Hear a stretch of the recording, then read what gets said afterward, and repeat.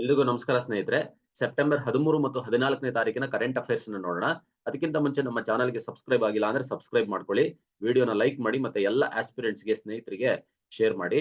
ಮೊದಲನೇದಾಗಿ, which of the following is true about the standing committee on statistics? ಅಂಕಿ ಅಂಶಗಳ ಸ್ಥಾಯಿ ಸಮಿತಿ ಕುರಿತು ಈ ಕೆಳಗಿನವುಗಳಲ್ಲಿ ಯಾವುದು ನಿಜವಾಗಿದೆ? ಆಪ್ಷನ್ ಬಿ, ಇದನ್ನ ಆರ್ಥಿಕ ಅಂಕಿ ಅಂಶಗಳ ಸ್ಥಾಯಿ ಸಮಿತಿಯ ಪುನರ್ರಚನೆ ಮಾಡಿ ಸ್ಥಾಪಿಸಲಾಗಿದೆ ಅಂತೇಳಿ ಹೇಳ್ತಾ ಇದೆ. ನೋಡಿ, ಇದಕ್ಕೆ ಸಂಬಂಧಪಟ್ಟಂತೆ ಈ ಅಂಕಿ ಅಂಶಗಳ ಸ್ಥಾಯಿ ಸಮಿತಿ ಏನಿದೆ, ಇದನ್ನ 2023ರಲ್ಲಿ ಕಳೆದ ವರ್ಷ ಇದನ್ನ ರೀಸ್ಟ್ರಕ್ಚರ್ ಮಾಡಿದ್ರು. ಈಗ ಅದನ್ನ ಡಿಸಾಲ್ವ್ ಮಾಡಿದ್ದಾರೆ. ಹಂಗಾಗಿ ಇದು ನ್ಯೂಸ್ ಅಲ್ಲಿ ಇತ್ತು. ಇತ್ತೀಚೆಗೆ ಅದನ್ನ ವಿಸರ್ಜನೆ ಮಾಡಿದೆ ಕೇಂದ್ರ ಸರ್ಕಾರ. ಸೊ ಇದು 2023 ಜುಲೈನಲ್ಲಿ ರೀಸ್ಟ್ರಕ್ಚರ್ ಮಾಡ್ತಾರೆ. ಹಾಗಾದ್ರೆ ಮುಂಚೆ ಏನಿತ್ತು ಅಂತಂದ್ರೆ standing committee on economic statistics, ಆರ್ಥಿಕ ಅಂಕಿಅಂಶಗಳ ಸ್ಥಾಯಿ ಸಮಿತಿ ಅಂತ ಇತ್ತು. ಅದನ್ನ ಪುನರ್ರಚನೆ ಮಾಡಿ ಜುಲೈ 2023ರಲ್ಲಿ ಸ್ಥಾಪನೆ ಮಾಡಿರ್ತಾರೆ. ಯಾವ ಉದ್ದೇಶಕ್ಕೋಸ್ಕರ?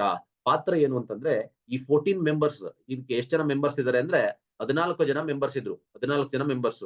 ಇದರ ಪಾತ್ರ ಏನು ಅಂತಂದ್ರೆ, ಯಾವ್ದಕ್ಕೋಸ್ಕರ ಅಂತಂದ್ರೆ, ಈ ministry of statistics and programme implementation ಏನಿದೆ, it actually overseas statistical surveys conducted by the ministry of statistics and programme implementation. ಈ ಅಂಕಿಅಂಶ ಮತ್ತು ಕಾರ್ಯಕ್ರಮ ಅನುಷ್ಠಾನ ಸಚಿವಾಲಯ ಏನಿದೆಯಲ್ಲ, ಇವರು ನಡೆಸಿದಂತಹ ಅಂಕಿ ಅಂಶಗಳ ಸಮೀಕ್ಷೆಗಳನ್ನ ಮೇಲ್ವಿಚಾರಣೆ ಮಾಡುವಂತಹ ಜವಾಬ್ದಾರಿಯನ್ನ ಈ ಒಂದು ಸಮಿತಿಗೆ ನೀಡಲಾಗಿತ್ತು ಅನ್ನೋದನ್ನ ಗಮನಿಸಬಹುದು. So next, which of the following statements is correct about the census in India? ಭಾರತದಲ್ಲಿ ಜನಗಣತಿ ಕುರಿತು ಈ ಕೆಳಗಿನ ಯಾವ ಹೇಳಿಕೆಗಳು ಸರಿಯಾಗಿದ್ದಾವೆ ಅಂತ ನೋಡಿದಾಗ, ಆಪ್ಷನ್ ಡಿ, 1881ರಿಂದ ಪ್ರತಿ 10 ವರ್ಷಗಳಿಗೊಮ್ಮೆ ಜನಗಣತಿಯನ್ನು ನಡೆಸಲಾಗುತ್ತೆ. The census has been conducted every 10 years since 1881 ಅನ್ನೋದನ್ನ ಗಮನಿಸಬೇಕು. ಈ ಸೆನ್ಸಸ್ ಆಫ್ ಇಂಡಿಯಾ ಏನಿದೆಯಲ್ಲ, ಭಾರತದಲ್ಲಿ ಜನಗಣತಿ ಏನಿದೆಯಲ್ಲ, ಇದನ್ನ ಬಹಳ ಪ್ರಮುಖವಾಗಿ ಪ್ರಾರಂಭ ಆಗಿದ್ದು ಯಾವಾಗ ಅಂದ್ರೆ 1872ರಲ್ಲಿ ಬ್ರಿಟಿಷ್ ವೈಸ್ರಾಯ್ ಲಾರ್ಡ್ ಮೇಯೋ ಅಂತ ಏನಿದ್ದ, ಅವನ ಕಾಲದಲ್ಲಿ 1872ರಲ್ಲಿ ಮೊದಲನೇ ಬಾರಿಗೆ ಇನಿಷಿಯೇಟ್ ಆಗಿದ್ದು. ಆದ್ರೆ first complete census conducted in 1881 under Lord Ripon ಅಂತ. ರಿಪ್ಪನ್ ಇದ್ನಲ್ಲ ವೈಸ್ರಾಯಿ, ಆಗ ರಿಪ್ಪನ್ ಕಾಲದಲ್ಲಿ ಏನಾಗುತ್ತೆ, ಅಫಿಷಿಯಲ್ ಆಗಿ ಪೂರ್ತಿ ಪ್ರಮಾಣದಲ್ಲಿ ಫಸ್ಟ್ ಕಂಪ್ಲೀಟ್ ಸೆನ್ಸಸ್ ಅಂತ ಕರಿತೀವಿ. 1881ರಲ್ಲಿ ಆಗಿದಂತದ್ದು. ನೆಕ್ಸ್ಟ್, ರೆಗ್ಯುಲರ್ ಇಂಟರ್ವಲ್ ಆಗಿ 10 ವರ್ಷಗಳಿಗೊಮ್ಮೆ 1881ರಿಂದ ನಡೆಸ್ಕೊಂಡು ಬರ್ತಾ ಇದ್ದಾರೆ. 15 ಸೆನ್ಸಸ್ ಅನ್ನ ಕಂಪ್ಲೀಟ್ ಮಾಡಿದೀವಿ 2011ಕ್ಕೆ. 2021 ಆಗಿಲ್ಲ. ಯಾಕೆ ಅಂತಂದ್ರೆ ಕೋವಿಡ್ ಪ್ಯಾಂಡಮಿಕ್ಕಿನ ಕಾರಣದಿಂದಾಗಿ ಅದನ್ನ ಪೋಸ್ಟ್ ಪೋನ್ ಮಾಡಲಾಗಿದೆ. ಇತ್ತೀಚೆಗೆ ಅದನ್ನ ಸೆನ್ಸಸ್ ಮಾಡ್ತೀವಿ ಅನ್ನುವಂತಹ ಸುದ್ದಿಯನ್ನ ಕೇಂದ್ರ ಸರ್ಕಾರ ಹೇಳ್ತಾ ಇದೆ. ಸೊ ಕಂಡಕ್ಟಿಂಗ್ ಅಥಾರಿಟಿ ಯಾರು? ಸೆನ್ಸಸ್ ಅನ್ನ ನಡೆಸ್ಕೊಡುವಂತವ್ರು ಯಾರು ಅಂತಂದ್ರೆ, ಗೃಹ ವ್ಯವಹಾರಗಳ ಸಚಿವಾಲಯದ ಅಡಿಯಲ್ಲಿ ಭಾರತದ ರಿಜಿಸ್ಟ್ರಾರ್ ಜನರಲ್ ಆಫ್ ಇಂಡಿಯಾ ಮತ್ತೆ ರಿಜಿಸ್ಟ್ರಾರ್ ಜನರಲ್ ಅವರು ಮತ್ತೆ ಸೆನ್ಸಸ್ ಕಮಿಷನರ್ ಅವರ ನೇತೃತ್ವದಲ್ಲಿ ಈ ಒಂದು ಸೆನ್ಸಸ್ ನಡೆಯುತ್ತೆ ಅನ್ನೋದನ್ನ ಗಮನಿಸಬೇಕು. Led by registrar general of India and census commissioner of India under the ministry of home affairs. ಯಾವ ಸಚಿವಾಲಯ ಅಂತಂದ್ರೆ ಬಹಳ ಪ್ರಮುಖವಾಗಿ ಗಮನ ಹರಿಸಬೇಕು, ಗೃಹ ವ್ಯವಹಾರಗಳ ಸಚಿವಾಲಯ. ನಮಗೆ ಸಡನ್ ಆಗಿ ಹೋಮ್ ಮಿನಿಸ್ಟ್ರಿಗೂ ಇದಕ್ಕೂ ಸಂಬಂಧ ಏನು ಅಂತ ಅನ್ಸ್ಬಿಡುತ್ತೆ. ಸೊ ಸೆನ್ಸಸ್ ಆಫ್ ಇಂಡಿಯಾನ ನಡೆಸಬೇಕಾಗಿರುವಂತದ್ದು ಗೃಹ ವ್ಯವಹಾರಗಳ ಸಚಿವಾಲಯದ ಅಡಿಯಲ್ಲಿ ನಡಿಬೇಕು. ರಿಜಿಸ್ಟ್ರಾರ್ ಜನರಲ್ ಆಫ್ ಇಂಡಿಯಾ ಮತ್ತೆ ಸೆನ್ಸಸ್ ಕಮಿಷನರ್ ಅವರ ನೇತೃತ್ವದಲ್ಲಿ ಭಾರತದಲ್ಲಿ ಜನಗಣತಿ ನಡೀತಾ ಹೋಗುತ್ತೆ ಅನ್ನೋದನ್ನ ಗಮನಿಸಬಹುದು. ಸೊ ಲೀಗಲ್ ಫ್ರೇಮ್ ವರ್ಕ್ ಬಂದಾಗ, ಈ ಒಂದು ಕಾನೂನು ಚೌಕಟ್ಟಿಗೆ ಬಂದಾಗ, ಈ ನಮ್ಮ ಜನಗಣತಿ ಏನಿದೆ ಇದಕ್ಕೊಂದು ಕಾನೂನು ಚೌಕಟ್ಟನ್ನ 1951ರಿಂದ ನಡೆಸ್ಕೊಂಡು ಬರ್ತಿದಾರಲ್ಲ ಸ್ವತಂತ್ರ ಭಾರತದಲ್ಲಿ. ಆಟೋಮೆಟಿಕಲಿ ಸ್ವತಂತ್ರ ಬಂದ ನಂತರ ಸೆನ್ಸಸ್ ಆಫ್ ಇಂಡಿಯಾ ಆಕ್ಟ್ ಅಂತೇಳಿ ಒಂದು ಕಾಯ್ದೆಯನ್ನ 1948ರಲ್ಲಿ ತಗೊಂಡ್ಬರ್ತಾರೆ. ಆ ಮೂಲಕ ಒಂದು ಲೀಗಲ್ ಫ್ರೇಮ್ ವರ್ಕ್ ಮೂಲಕ 1951ರಿಂದ ನಮ್ಮ ದೇಶದ ಇಂಡಿಪೆಂಡೆಂಟ್ ಇಂಡಿಯಾದ ಸೆನ್ಸಸ್ ನಡೀತಾ ಇರೋದು 1951ರಿಂದ ಅನ್ನೋದನ್ನ ಗಮನಿಸಬಹುದು. ನೆಕ್ಸ್ಟ್, ಅಲ್ಲಿದ್ದ 10 ವರ್ಷಗಳಿಗೊಮ್ಮೆ ಪ್ರತಿ ವರ್ಷನೂ ನಡ್ಕೊಂಡು ಬಂದಿದೆ. ಆದ್ರೆ ಸ್ಕಿಪ್ ಆಗಿರೋದು ಮಾತ್ರ 2021ರಲ್ಲಿ ಅನ್ನೋದನ್ನ ಗಮನಿಸಬೇಕು. ಕೋವಿಡ್ ಪ್ಯಾಂಡಮಿಕ್ಕಿನ ಕಾರಣದಿಂದಾಗಿ ಅದು ಸ್ಕಿಪ್ ಆಗಿದೆ. ಡ್ಯೂ ಟು COVID-19 ಪ್ಯಾಂಡಮಿಕ್ ಅನ್ನೋದನ್ನ ಗಮನದಲ್ಲಿ ಇಟ್ಕೋಬೇಕು. ಸೊ ಅದನ್ನ ಈಗ 2024ರಲ್ಲಿ ನಡೆಸುವಂತಹ ಎಲ್ಲ ಸಾಧ್ಯತೆಗಳಿದಾವೆ. ಕೇಂದ್ರ ಸರ್ಕಾರವು ಮಾಹಿತಿಯನ್ನ ಕೊಡ್ತಾ ಇದೆ. ಸದ್ಯದರಲ್ಲೇ ಸೆನ್ಸಸ್ ನಡೆಯುತ್ತೆ ಅಂತ. ನೆಕ್ಸ್ಟ್, ಫ್ಲೆಕ್ಸಿಬಿಲಿಟಿಗೆ ಬಂದಾಗ ನೋಡಿ, the census of India act 1948ರ ಈ ಕಾಯ್ದೆ ಇದೆಯಲ್ಲ, this actually does not mandate a specific date or time frame for conducting or releasing census results, census of India act 1948 ಕಾಯ್ದೆ ಇದೆಯಲ್ಲ, ಇದು ಜನಗಣತಿ ಫಲಿತಾಂಶಗಳನ್ನ ನಡೆಸೋದಿಕ್ಕೆ ಅಥವಾ ಬಿಡುಗಡೆ ಮಾಡೋದಿಕ್ಕೆ ನಿರ್ದಿಷ್ಟವಾದ ದಿನಾಂಕ ಅಥವಾ ಸಮಯದ ಚೌಕಟ್ಟನ್ನ ಕಡ್ಡಾಯಗೊಳಿಸೋದಿಲ್ಲ. ಏನಾದ್ರೂ ಕಡ್ಡಾಯ ಅಂತ ಏನಾದ್ರೂ ಇದ್ದಿದ್ರೆ 2021ರಲ್ಲಿ ಸ್ಕಿಪ್ ಮಾಡ್ಬೇಕು ಅಂದಿದ್ರೆ ಖಂಡಿತವಾಗ್ಲೂ ಏನ್ ಮಾಡ್ಬೇಕಿತ್ತು, ಅದಕ್ಕೆ ಒಂದು ಅಮೆಂಡ್ಮೆಂಟ್ ಮಾಡ್ಬೇಕಿತ್ತು. ಈ ಕಾಯ್ದೆಗೆ ಒಂದು ತಿದ್ದುಪಡಿ ತರಬೇಕಿತ್ತು. ಇಲ್ಲ ಲಾಕ್ ಡೌನ್ ಇದೆ ಅಂತಂದ್ರೆ ಆ ಸಮಯದಲ್ಲಿ ಏನ್ ಮಾಡ್ಬೋದಾಗಿತ್ತು ಅಂತಂದ್ರೆ ಸುಗ್ರೀವಾಜ್ಞೆ ಮಾಡ್ಬೋದಾಗಿತ್ತು. ಈ ರೀತಿಯಾದಂತಹ ಒಂದು ಆದೇಶದ ಮೂಲಕ ಅದನ್ನ ಸ್ಕಿಪ್ ಮಾಡ್ಬೇಕಾಗಿತ್ತು.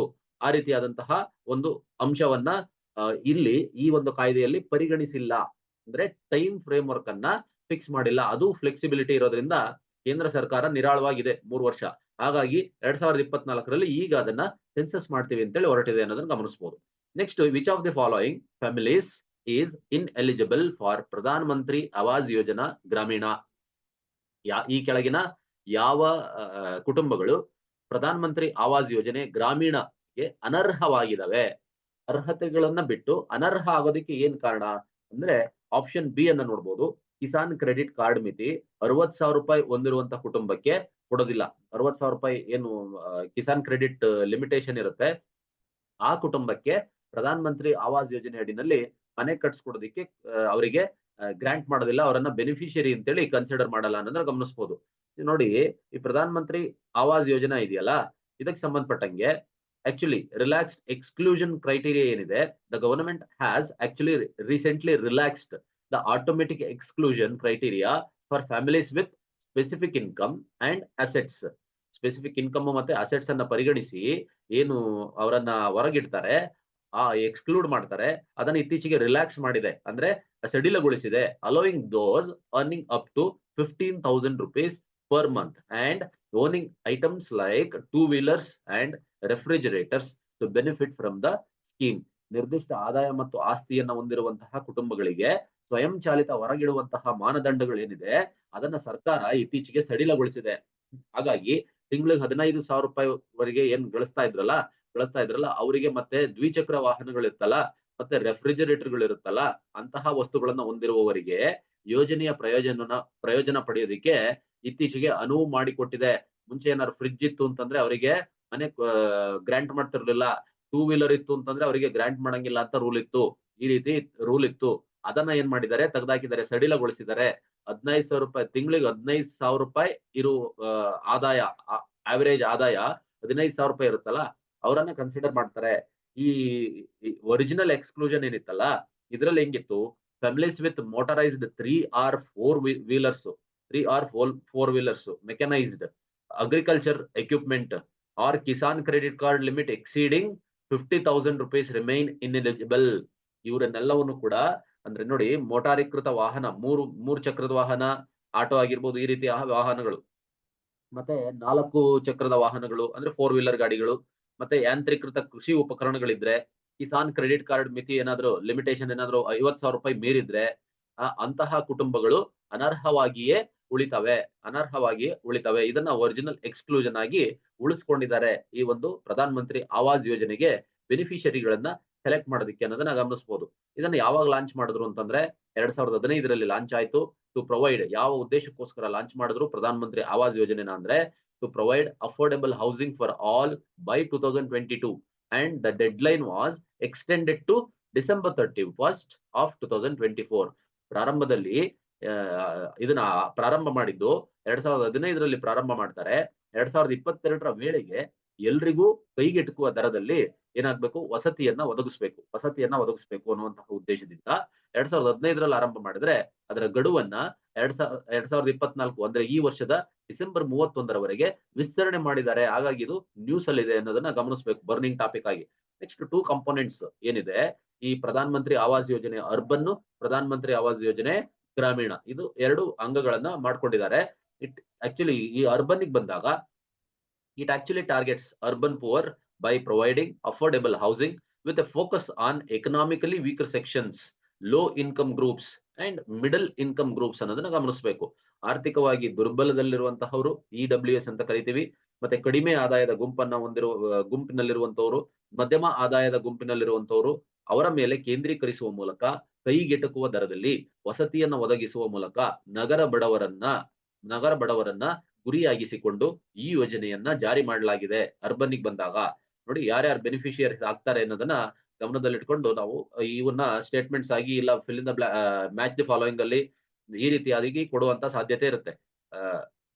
ಈ ಯಾರು ಬೆನಿಫಿಷಿಯರೀಸ್ಗಳು ಅನ್ನೋದನ್ನ ಮ್ಯಾಚ್ ದಿ ಫಾಲೋಯಿಂಗ್ ಅಲ್ಲಿ ಕೊಟ್ಬಿಟ್ಟು ಇದ್ ಮಾಡ್ತಾರೆ ಅಥವಾ ಸ್ಟೇಟ್ಮೆಂಟ್ಸ್ ಆಗಿ ಕೊಟ್ಬಿಡ್ತಾರೆ. ನೆಕ್ಸ್ಟ್ ಗ್ರಾಮೀಣಕ್ಕೆ ಬಂದ್ರೆ ಗ್ರಾಮೀಣ ಭಾಗದ ಪ್ರಧಾನ ಮಂತ್ರಿ ಆವಾಸ್ ಯೋಜನೆಗೆ ಬಂದ್ರೆ it provides pucca houses for the rural poor ಆಗಿರ್ಬೋದು, focusing on families without proper shelter. ಯಾರಿಗೆ ಸರಿಯಾದ ಆಶ್ರಯ ಇರೋದಿಲ್ಲ ಅಂತಹ ಕುಟುಂಬಗಳನ್ನ ಕೇಂದ್ರೀಕರಿಸುತ್ತೆ. ಅವರಿಗೆ ಪಕ್ಕಾ ಮನೆಗಳನ್ನ ಪಕ್ಕಾ ಅಂತಂದ್ರೆ ಕಚ್ಚಾ ಬಿಟ್ಟು ಪಕ್ಕಾ ಮನೆಗಳನ್ನ ನಿರ್ಮಾಣ ಮಾಡಿಕೊಡುವಂತಹ ಗುರಿಯನ್ನ ಗ್ರಾಮೀಣ ಭಾಗದಲ್ಲಿ ಹೊಂದಿದೆ ಅನ್ನೋದನ್ನ ಗಮನಿಸಬಹುದು. ಹಣಕಾಸಿನ ಸಹಾಯಕ್ಕೆ ಬಂದ್ರೆ ಫೈನಾನ್ಷಿಯಲ್ ಅಸಿಸ್ಟೆನ್ಸ್ ಬಂದ್ರೆ it offers actually financial support of 1.2 lakh rupees in plain area ಬಂದ್ರೆ ಬಯಲು ಪ್ರದೇಶ ಏನಿದೆಯಲ್ಲ ಅಂತಹ ಭಾಗದಲ್ಲಿ 1.2 ಲಕ್ಷ ರೂಪಾಯಿ ಕೊಡ್ತಾರೆ. ಮತ್ತೆ ಹಿಲ್ಲಿ ರೀಜನ್ಸಿಗೆ ಬಂದ್ರೆ ಗುಡ್ಡಗಾಡು ಪ್ರದೇಶ ಆದ್ರೆ 1.3 lakh rupees ಆರ್ಥಿಕ ಬೆಂಬಲ ಸಿಗುತ್ತೆ ಅನ್ನೋದನ್ನ ಗಮನಿಸಬಹುದು. ನೆಕ್ಸ್ಟ್ ಇಂಟಿಗ್ರೇಷನ್ ಬಂದ್ರೆ ಇದನ್ನ ಗಮನಿಸಿ, ಬಹಳ ಇಂಪಾರ್ಟೆಂಟ್ ಆಗಿ ಇದನ್ನ ಈ ವಿಚಾರ ಓದೋದಕ್ಕಿಂತ ಮುಂಚೆ ನನಗೂ ಕೂಡ ಇದರ ಬಗ್ಗೆ ಊಹೆನೂ ಇರಲಿಲ್ಲ. ಸೊ ನೋಡಿ, it integrates actually with other welfare schemes like Ujjwala ಯೋಜನೆಯನ್ನ ಮನೆ ಕಟ್ಸ್ಕೊಡುವಂತಹ ಈ ಪ್ರಧಾನ ಮಂತ್ರಿ ಆವಾಸ್ ಯೋಜನೆಗೆ ಇಂಟಿಗ್ರೇಟ್ ಮಾಡಿದ್ದಾರೆ. Providing L P G connections ಇದೆಯಲ್ಲ, LPG ಸಂಪರ್ಕಗಳನ್ನ ಕೊಡುವಂತಹ ಉಜ್ವಲ ಯೋಜನೆ ಮತ್ತೆ ಅಂಡ್ ದ ಜನಧನ್ ಯೋಜನೆ ಫಾರ್ ಫೈನಾನ್ಷಿಯಲ್ ಇನ್ಕ್ಲೂಷನ್. ಜನಧನ್ ಯೋಜನೆ ಇದೆಯಲ್ಲ, ಹಣಕಾಸಿನ ಸೇರ್ಪಡೆ ಕಾರ್ಯಕ್ರಮ, ಜನಧನ್ ಯೋಜನೆ ಮತ್ತೆ ಉಜ್ವಲ ಯೋಜನೆ ಇವೆರಡನ್ನೂ ಕೂಡ ಈ ಎರಡು ವೆಲ್ಫೇರ್ ಸ್ಕೀಮ್ಸ್ ಅನ್ನ ಪ್ರಧಾನ ಮಂತ್ರಿ ಆವಾಸ್ ಯೋಜನೆ ಗ್ರಾಮೀಣ ಭಾಗಕ್ಕೆ ಅದನ್ನ ಇಂಟಿಗ್ರೇಟ್ ಮಾಡಿದ್ದಾರೆ ಅನ್ನೋದನ್ನ ಗಮನಿಸಿ.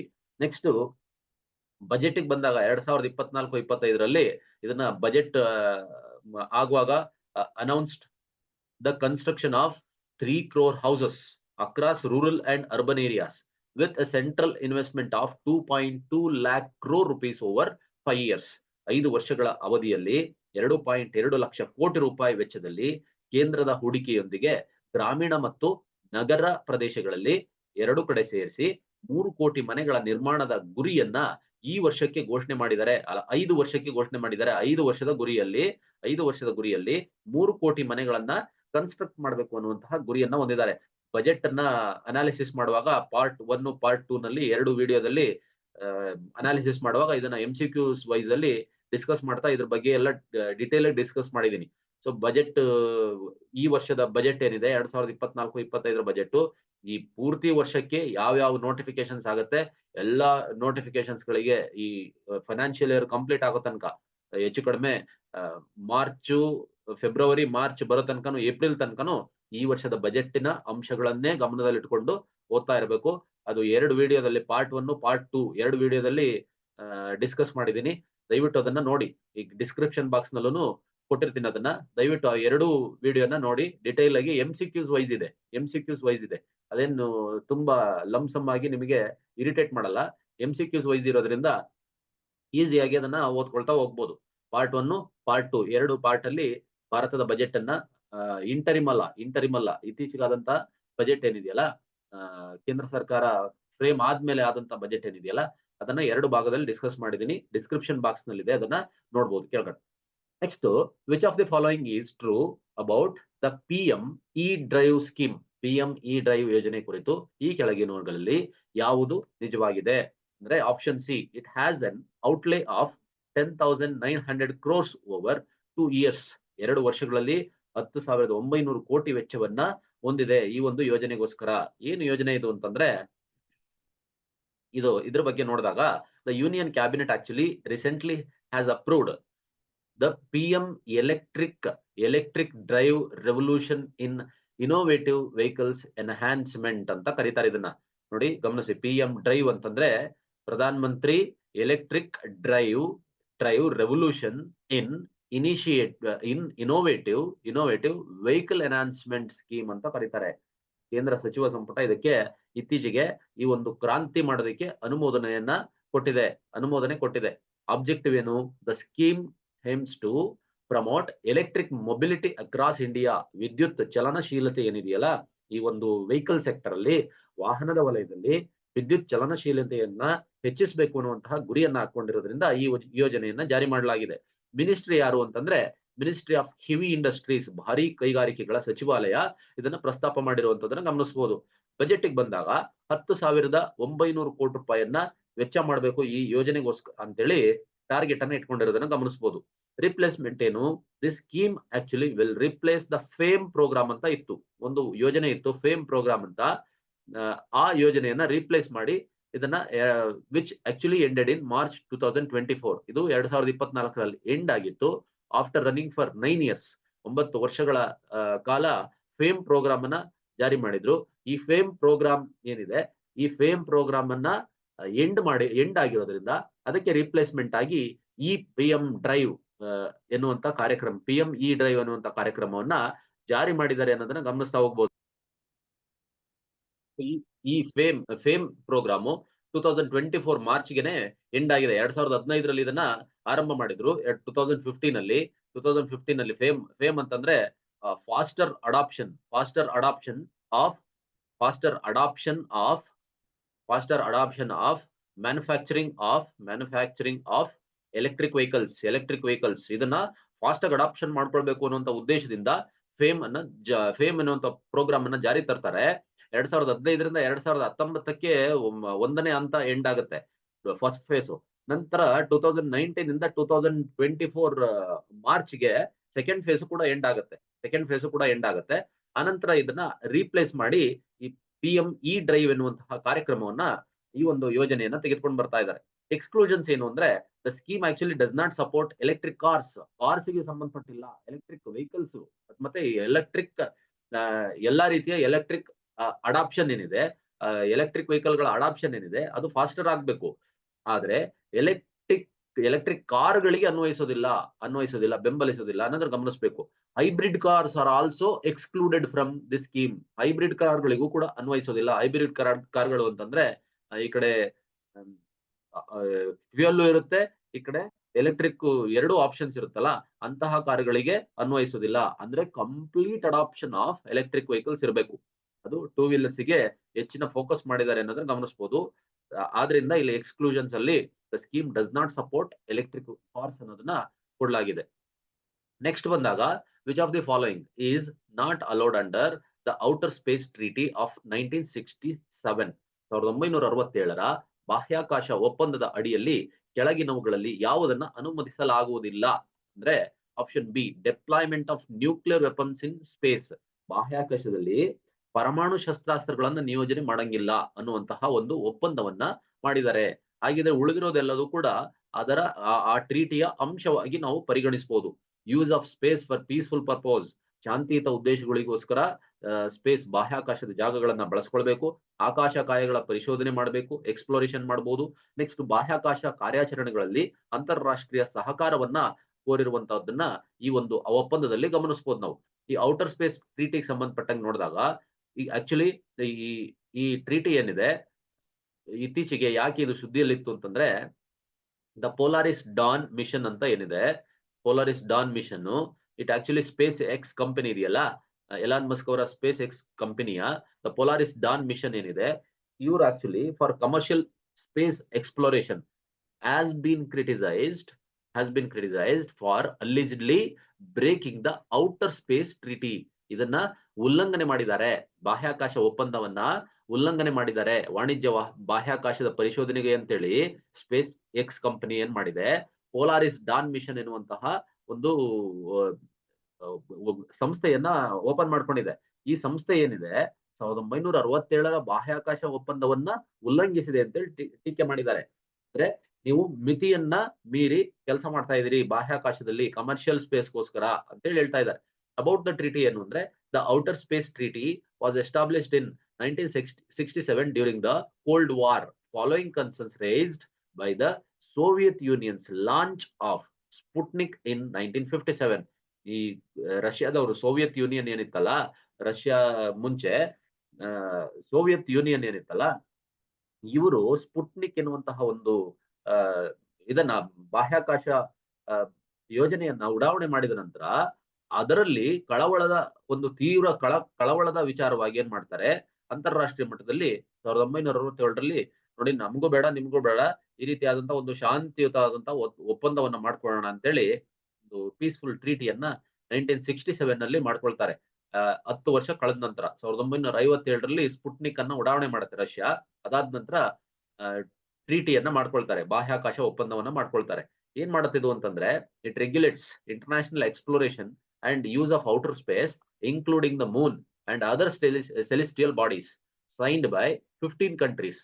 ಇದಕ್ಕೆ 115 ರಾಷ್ಟ್ರಗಳು ಸಹಿ ಹಾಕಿದವೆ, ಇನ್ಕ್ಲೂಡಿಂಗ್ ಇಂಡಿಯಾ, ಭಾರತವೂ ಸೇರಿದಂತೆ. It aims to promote the peaceful use of outer space. ಚಂದ್ರ ಮತ್ತು ಇತರೆ ಆಕಾಶ ಕಾಯಗಳೇನಿರ್ತವಲ್ಲ, ಎಲ್ಲ ಆಕಾಶ ಕಾಯಗಳ ಒಳಗೊಂಡಂತೆ ಅಂತಾರಾಷ್ಟ್ರೀಯ ಪರಿಶೋಧನೆ ಆಗಿರ್ಬೋದು, ಬಾಹ್ಯಾಕಾಶದ ಬಳಕೆಯನ್ನ ಕಂಟ್ರೋಲ್ ಮಾಡ್ತಾ ಹೋಗುತ್ತೆ, ರೆಗ್ಯುಲೇಟ್ ಮಾಡ್ತಾ ಹೋಗುತ್ತೆ ಈ ಒಂದು ಒಪ್ಪಂದ. ಭಾರತ ಸೇರಿದಂತೆ 115 ದೇಶಗಳು ಸಹಿ ಹಾಕಿದವೆ. ಬಾಹ್ಯಾಕಾಶದ ಶಾಂತಿಯುತ ಬಳಕೆಯನ್ನ ಉತ್ತೇಜಿಸುವ ಗುರಿಯನ್ನ ಈ ಒಂದು ಒಪ್ಪಂದ ಹೊಂದಿದೆ ಅನ್ನೋದನ್ನ ಗಮನಿಸಬಹುದು. ಇದಕ್ಕೆ ಸಂಬಂಧಪಟ್ಟಂತೆ ಯಾತಕ್ಕೋಸ್ಕರ ಇದೆ ಅಂತಂದ್ರೆ, space including celestial bodies must only be used for peaceful purposes to prevent an arms race. ಆಕಾಶ ಕಾಯಗಳು ಸೇರಿದಂತೆ ಬಾಹ್ಯಾಕಾಶವನ್ನ ಶಸ್ತ್ರಾಸ್ತ್ರ ಸ್ಪರ್ಧೆಯನ್ನ ತಡೆಯೋದಕ್ಕೋಸ್ಕರ, ಶಾಂತಿಯುತ ಉದ್ದೇಶಗಳಿಗೋಸ್ಕರ ಮಾತ್ರ ಇದನ್ನ ಬಳಸಿ ಅಂತ ಹೇಳಿದ್ದಾರೆ. ಶಸ್ತ್ರಾಸ್ತ್ರ ಸ್ಪರ್ಧೆ ತಡಿಬೇಕು. ಯಾಕೆ ಅಂತಂದ್ರೆ, ಕೋಲ್ಡ್ ವಾರ್ ಸೀಸನ್ ನಲ್ಲಿ ರಷ್ಯಾ ಮತ್ತು ಅಮೆರಿಕದ ನಡುವೆ ಇದ್ದಂತಹ ಈ ಒಂದು ಕಳವಳಕಾರಿಯಾದಂತಹ ಅಂಶದ ಆಧಾರದ ಮೇಲೆ ಈ ಒಂದು ಒಪ್ಪಂದವನ್ನು ಮಾಡಲಾಗಿದೆ ಅನ್ನೋದನ್ನ ಗಮನಿಸಬಹುದು. ವೆಪನ್ಸ್ ಬ್ಯಾನ್ ಇದೆ, ಶಸ್ತ್ರಾಸ್ತ್ರಗಳ ನಿಷೇಧ ಇದೆ. The treaty forbids nuclear weapons or any weapons of mass destruction from being placed in orbit or on celestial bodies. ಅಂದ್ರೆ ಈ ಒಪ್ಪಂದ ಏನ್ ಹೇಳುತ್ತೆ ಅಂದ್ರೆ, ಪರಮಾಣು ಶಸ್ತ್ರಾಸ್ತ್ರಗಳಾಗಿರ್ಬೋದು ಅಥವಾ ಯಾವುದೇ ಸಾಮೂಹಿಕ ವಿನಾಶ ಹೊಂದುವಂತಹ ಕೆಲವು ಶಸ್ತ್ರಾಸ್ತ್ರಗಳನ್ನಾಗಿರ್ಬೋದು, ನೀವು ತಗೊಂಡೋಗಿ ಕಕ್ಷೆಯಲ್ಲಿ ಅಥವಾ ಆಕಾಶ ಕಾಯಗಳ ಮೇಲೆ ಇಡೋ ಹಾಗಿಲ್ಲ. ಯಾವ ರಾಷ್ಟ್ರವೂ ಕೂಡ ಈ ಶಸ್ತ್ರಾಸ್ತ್ರಗಳನ್ನ, ವೆಪನ್ಸ್ ಗಳನ್ನ ತೆಗೆದುಕೊಂಡು ಹೋಗಿ ಅಲ್ಲಿ ಆಕಾಶ ಕಾಯಗಳಲ್ಲಿ ಅಥವಾ ಚಂದ್ರನ ಮೇಲೆ ಹೋಗ್ತಾರಪ್ಪ. ಚಂದ್ರನ ಮೇಲೆ ಲ್ಯಾಂಡ್ ಮಾಡಿರುವಂತ ರಾಷ್ಟ್ರಗಳು 5 ರಾಷ್ಟ್ರಗಳಿದಾವೆ, 3-4 ರಾಷ್ಟ್ರಗಳಿದಾವೆ. ಈ ಎಲ್ಲ ರಾಷ್ಟ್ರಗಳು ಕೂಡ ಚಂದ್ರನನ್ನ ತಲುಪಿದಾವೆ. ಆದ್ರೆ ತಗೊಂಡೋಗಿ ಶಸ್ತ್ರಾಸ್ತ್ರಗಳನ್ನ ಇಡಂಗಿಲ್ಲ. ರಷ್ಯಾದವ್ರು ತಲುಪಿದ್ದಾರೆ, ಜಪಾನ್ ತಲುಪಿದೆ, ಭಾರತ ತಲುಪಿದೆ, ಅಮೆರಿಕ ತಲುಪಿದೆ. ಓಕೆ, ಆದ್ರೆ ಇವ್ರು ತಗೊಂಡೋಗಿ ಶಸ್ತ್ರಾಸ್ತ್ರಗಳನ್ನ ತೆಗೆದುಕೊಂಡು ಹೋಗಿ ಅಲ್ಲಿ ಇಡಂಗಿಲ್ಲ ಅನ್ನೋದನ್ನ ಗಮನಿಸ್ಬೇಕು. ಸೊ ನೆಕ್ಸ್ಟ್ ಬಂದಾಗ, ನೋ ಸಾವರಿನ್ಟಿ ಕ್ಲೈಮ್ಸ್, ಯಾವುದೇ ಸಾರ್ವಭೌಮತ್ವ ಹಕ್ಕುಗಳು ಇರೋದಿಲ್ಲ. ಈಗ ಏನಾಗುತ್ತೆ, government can claim ownership of outer space or celestial bodies maintaining space as a global common. ಯಾವ ರೀತಿ ಕ್ಲೈಮ್ ಮಾಡಬಹುದು? ಗ್ಲೋಬಲ್ ಕಾಮನ್ ಅಂತೇಳಿ ನಿರ್ವಹಣೆ ಮಾಡಬಹುದು. ಯಾವುದೇ ರಾಷ್ಟ್ರಗಳು ಬಾಹ್ಯಾಕಾಶ ಅಥವಾ ಆಕಾಶ ಕಾಯಗಳ ಮಾಲೀಕತ್ವವನ್ನ ಯಾವುದೇ ಸರ್ಕಾರ ಕ್ಲೈಮ್ ಮಾಡಂಗಿಲ್ಲ. ನಾವು ಗ್ಲೋಬಲ್ ಅದನ್ನ ಏನಂತ ಕನ್ಸಿಡರ್ ಮಾಡಬೇಕು? ಗ್ಲೋಬಲ್ ಕಾಮನ್ ಅಂತೇಳಿ ಕನ್ಸಿಡರ್ ಮಾಡಬೇಕು. ಈಗ ಭಾರತ ದಕ್ಷಿಣ ಧ್ರುವದಲ್ಲಿ, ಚಂದ್ರನ ದಕ್ಷಿಣ ಧ್ರುವದಲ್ಲಿ ತೆಗೆದುಕೊಂಡೋಗಿ ಮೂನ್ ಮಿಷನ್ ಅನ್ನ ನಾವು ನಡೆಸಿದ್ವಿ. ಲ್ಯಾಂಡ್ ಆಯ್ತು, ವಿಕ್ರಮ್ ಲ್ಯಾಂಡರ್ ಹೋಗಿ ತಲುಪಿದೆ ಅಂದ ತಕ್ಷಣ ಅದನ್ನ ಭಾರತದ ಜಾಗ ಅಂತೇಳಿ ಕ್ಲೈಮ್ ಮಾಡಂಗಿಲ್ಲ, ಭಾರತ ಸರ್ಕಾರದ ಜಾಗ ಅಂತ ಕ್ಲೈಮ್ ಮಾಡಂಗಿಲ್ಲ. ಅದನ್ನ ಗ್ಲೋಬಲ್ ಕಾಮನ್ ಅಂತ ಕನ್ಸಿಡರ್ ಮಾಡಬೇಕು. ಅಲ್ಲಿ ಬೇರೆ ರಾಷ್ಟ್ರವು ಕೂಡ ಬಂದು ಅಲ್ಲಿಗೆ ಅವರು ಕೂಡ ಮಿಷನ್ ಅನ್ನ ಲಾಂಚ್ ಮಾಡಿ ಅದೇ ಜಾಗಕ್ಕೆ, ಭಾರತ ಏನ್ ತಲುಪಿತ್ತು ಅದೇ ಜಾಗಕ್ಕೆ ಹೋಗಿ ಅವರು ಕೂಡ ಲ್ಯಾಂಡರ್ ಅನ್ನ ಲ್ಯಾಂಡ್ ಮಾಡಿಸ್ಬಿಟ್ಟು ಸಂಶೋಧನೆಗಳನ್ನ ನಡೆಸಬಹುದು, ಬಾಹ್ಯಾಕಾಶ ಸಂಶೋಧನೆಗಳನ್ನ ನಡೆಸಬಹುದು. ಆ ರೀತಿಯಾದಂತಹ ಒಂದು ಪದ್ಧತಿಯನ್ನ ಗ್ಲೋಬಲ್ ಕಾಮನ್ ಅಂತೇಳಿ ಮಾಡ್ಕೊಂಡಿದ್ದಾರೆ. ಸೊ ಇದನ್ನ ಎಕ್ಸ್ಪ್ಲೋರೇಷನ್ ರೈಟ್ಸ್ ಏನಿದೆಯಲ್ಲ, no country has exclusive rights to explore or use any region in space. ಅನ್ವೇಷಣಾ ಹಕ್ಕುಗಳಿಗೆ ಸಂಬಂಧಪಟ್ಟಂತೆ ಬಾಹ್ಯಾಕಾಶದಲ್ಲಿ ಯಾವುದೇ ಪ್ರದೇಶವನ್ನ ಅನ್ವೇಷಿಸೋದಿಕ್ಕೆ ಅಥವಾ ಬಳಸೋದಿಕ್ಕೆ ಯಾವುದೇ ದೇಶ ವಿಶೇಷ ಹಕ್ಕುಗಳನ್ನ ಹೊಂದಿಲ್ಲ. ಯಾರಿಗೂ ಸ್ಪೆಷಲ್ ರೈಟ್ಸ್ ಅಂತ ಇಲ್ಲ, ಯಾರಿಗೂ ಎಕ್ಸ್ಕ್ಲೂಸಿವ್ ರೈಟ್ಸ್, ಸ್ಪೆಷಲ್ ರೈಟ್ಸ್, ವಿಶೇಷ ಹಕ್ಕುಗಳು ಅಂತೇನಿಲ್ಲ. ಇದೇ ಜಾಗವನ್ನ ನಾವು ಅನ್ವೇಷಣೆ ಮಾಡಬೇಕು, ಅದೇ ಜಾಗವನ್ನ ನಾವು ಅನ್ವೇಷಣೆ ಮಾಡಬೇಕು ಅನ್ನುವಂಥದ್ದು ಯಾವ ರಾಷ್ಟ್ರಗಳಿಗೂ ಒಂದು ಮಿತಿ ಇಲ್ಲ. ನೆಕ್ಸ್ಟ್ ಅದನ್ನೇ ಎಕ್ಸಾಂಪಲ್ ಸಂಬಂಧಪಟ್ಟಂತೆ, although the USA was actually the first country to land on the moon. ಎಲ್ಲದೂ ಬಿಟ್ಬಿಡಿ, ಈಗ ಬೇರೆ ಬೇರೆ ಕಂಟ್ರಿಗಳೆಲ್ಲ ಹೋದ್ವು ಮೂನ್ಗೆ. ಈಗ ಫಸ್ಟ್ ಕಂಟ್ರಿ ಹೋಗಿದ್ ಯಾರು? USA ಏನ್ ಮಾಡ್ತು? ಚಂದ್ರನ ಮೇಲೆ ಮೊದಲನೇ ಬಾರಿಗೆ ತಲುಪ್ತು 1969 ಅಲ್ಲಿ. ಆವಾಗ it cannot claim authority over the moon as per the treaty. ಈ ಒಂದು ಒಪ್ಪಂದದ ಆಧಾರದ ಮೇಲೆ ಇಡೀ ಚಂದ್ರ ನಂದೇ ಅಂತ ಹೇಳಿ ಹೇಳಂಗಿಲ್ಲ. ಆ ರೀತಿಯಾದಂತಹ ಅಂಶಗಳನ್ನ ನಾವು ಈ ಒಂದು ಅಂತಾರಾಷ್ಟ್ರೀಯ ಬಾಹ್ಯಾಕಾಶ ಒಪ್ಪಂದದಲ್ಲಿ ಗಮನಿಸ್ತಾ ಹೋಗ್ಬೋದು. ಸೊ ಈ ಒಪ್ಪಂದದ ಪ್ರಕಾರ ಈ ಭೂಮಿ ಮೇಲೆ ಯಾವುದೇ ಒಂದು ಜಾಗವನ್ನ ಅನ್ವೇಷಣೆ ಮಾಡಿದ ತಕ್ಷಣ ಮತ್ತೊಂದು ಮಾಡಿದ ತಕ್ಷಣ ಹೋಗ್ಬಿಟ್ಟು ಕ್ಲೈಮ್ ಮಾಡ್ದಂಗೆ ಬಾಹ್ಯಾಕಾಶದಲ್ಲಿ ಆಕಾಶಕಾಯಿಗಳ ಮೇಲೆ ಕ್ಲೈಮ್ ಮಾಡಂಗಿಲ್ಲ. ಹಾಗಾಗಿ 5 ರಾಷ್ಟ್ರಗಳು ಚಂದ್ರನ ಮೇಲೆ ತಲುಪಿದಾವೆ. ಭಾರತ ಆಗಿರ್ಬೋದು, ಚೀನಾ ಆಗಿರ್ಬೋದು, ಜಪಾನ್ ಆಗಿರ್ಬೋದು, ಅಮೆರಿಕ ಆಗಿರ್ಬೋದು, ರಷ್ಯಾ ಆಗಿರ್ಬೋದು, ಇವೆಲ್ಲವೂ ಕೂಡ ಸಕ್ಸಸ್ಫುಲಿ ಲ್ಯಾಂಡ್ ಮಾಡಿದ್ದಾರೆ ಚಂದ್ರನ ಮೇಲೆ. ಆದ್ರೆ ಯಾವ ರಾಷ್ಟ್ರವೂ ಕೂಡ ಇದು ನಂದೇ ಜಾಗ, ಚಂದ್ರನ ಇಷ್ಟು ಭಾಗ ನಂದು, ಇಷ್ಟು ಭಾಗ ಭಾರತಕ್ಕೆ ಸೇರಿದ್ದು ಅಂತೇಳಿ ಯಾವ ರಾಷ್ಟ್ರವೂ ಕೂಡ ಕ್ಲೈಮ್ ಮಾಡಂಗಿಲ್ಲ ಇದು ನಮ್ದು ಜಾಗ ಅಂತೇಳಿ ಅನ್ನೋದನ್ನ ಅಂತಾರಾಷ್ಟ್ರೀಯ ಬಾಹ್ಯಾಕಾಶ ಒಪ್ಪಂದ ಏನಿದೆ ಅದು ರಿವೀಲ್ ಮಾಡುತ್ತೆ ಅನ್ನೋದನ್ನ ಗಮನಿಸಬಹುದು. ನೆಕ್ಸ್ಟ್ ಬಂದಾಗ which of the following states are not covered under the Gram Nyayalayas act 2008? ಕೆಳಗಿನ ಯಾವ ರಾಜ್ಯಗಳು ಗ್ರಾಮ ನ್ಯಾಯಾಲಯ ಕಾಯ್ದೆ 2008ರ ಅಡಿಯಲ್ಲಿ ಒಳಗೊಳ್ಳೋದಿಲ್ಲ ಅಂತ ಬಂದಾಗ ಆಪ್ಷನ್ ಬಿ ನಾಗಾಲ್ಯಾಂಡ್ ಅನ್ನ ಪರಿಗಣಿಸಿಲ್ಲ.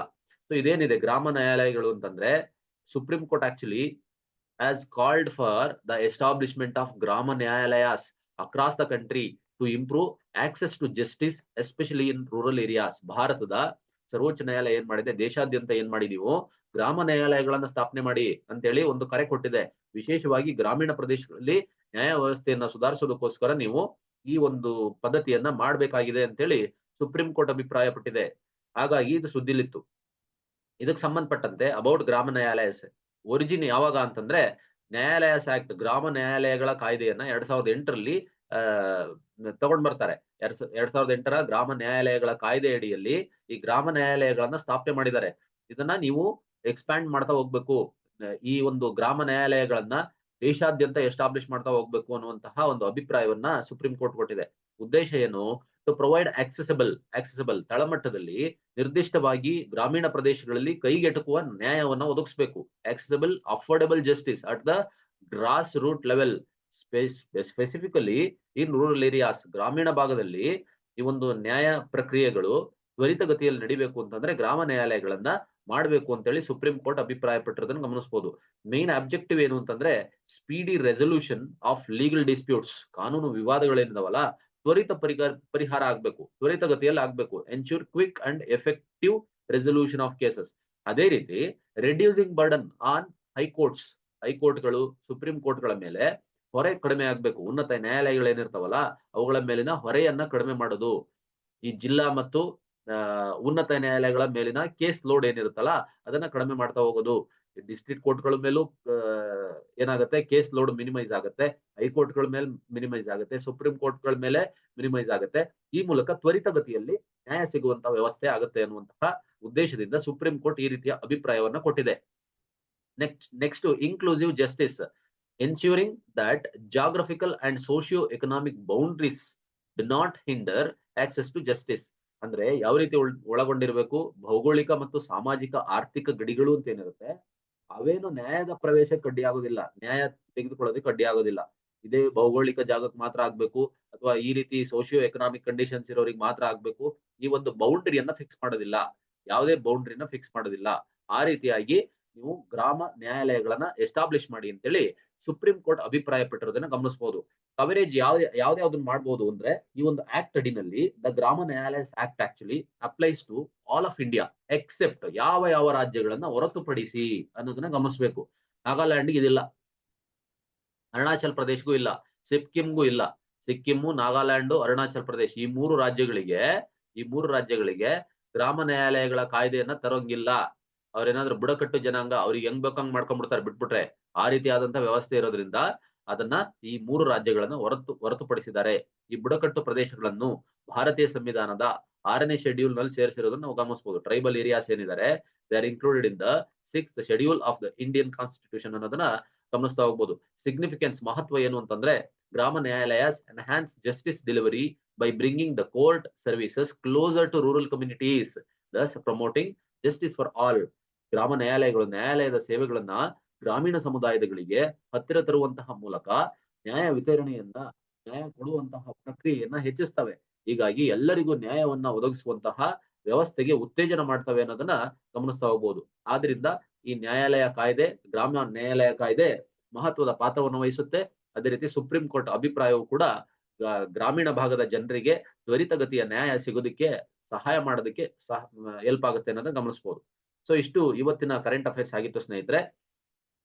ಇದನ್ನ ಎಲ್ಲ ಸ್ನೇಹಿತರಿಗೆ ಶೇರ್ ಮಾಡಿ. ಇದು ನಾನು ಬರೆದಿರುವಂತ ಕರ್ನಾಟಕ ಎಕನಾಮಿಕ್ ಸರ್ವೆ ಬುಕ್ಕು. ಹೇಳ್ದಂಗೆ 370ಕ್ಕೂ ಅಧಿಕ ಪ್ರಶ್ನೋತ್ತರಗಳನ್ನ ಒಳಗೊಂಡಂತೆ ರಚಿಸಲಾದಂತ ಪುಸ್ತಕ ಇದು.